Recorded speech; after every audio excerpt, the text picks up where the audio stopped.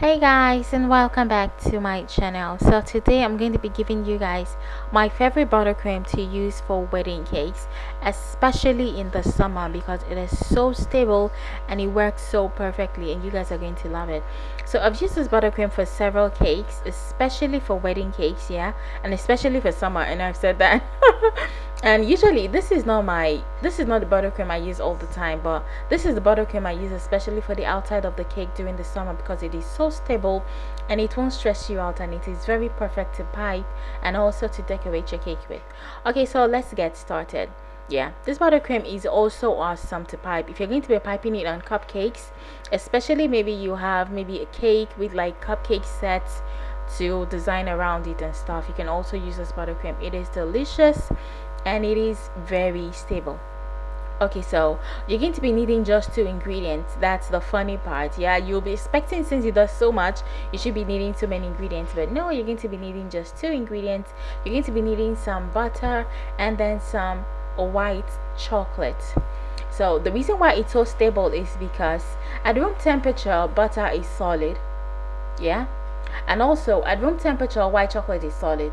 So when you make your buttercream and you've combined everything together at room temperature, the strength of the white chocolate kind of lends to the strength of the butter, so it creates a more stable buttercream than if you were using Swiss meringue or American buttercream or any of those things. Okay, so you're going to be needing 100 grams of white chocolate. So 1 part white chocolate and also 1 part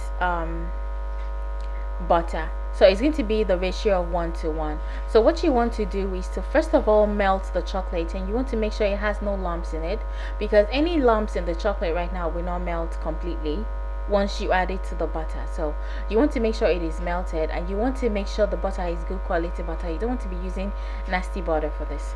Okay, so you want to add in the butter bit by bit, and you want to cut it in 2 pieces into the bowl. Yes, we are still going to use a mixer for this, but at this stage you don't exactly need a mixer because you just want to temper the chocolate before you like make it completely cold. Okay, so now we added some of our butter, and then we are going to just mix it until it incorporates a little bit together.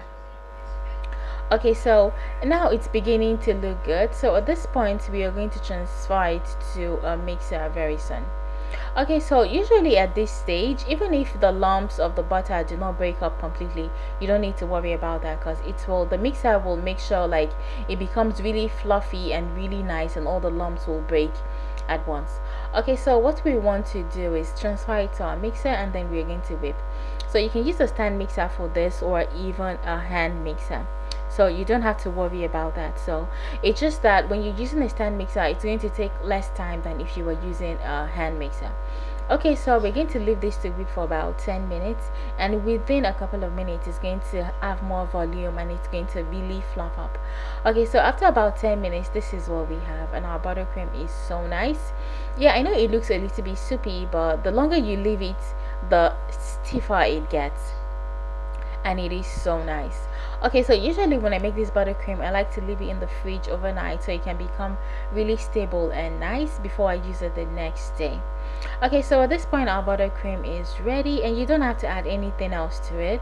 I find that sometimes I add some vanilla extract to it, and it colors beautifully as well. It colors just like Swiss meringue buttercream though, and it tastes just like Swiss meringue buttercream, but with maybe it tastes like ice cream mixed with Swiss meringue buttercream. It's really nice. It's a very delicious frosting. Another thing you can do can be to add some salt. I find like salt gives it a little bit of character and it makes it really nice. It pipes awesomely, can you guys see? And it can be so stable, like it can hold its shape and it can be so stable. You guys are going to love this buttercream, and it is awesome for the summer, especially when the heat is really hot and everything. So thank you guys for always watching my videos, and I will see you in my next I don't know what tutorial. they're called. Thank Some you. white, whatever. Bye. I wanted it to have some, really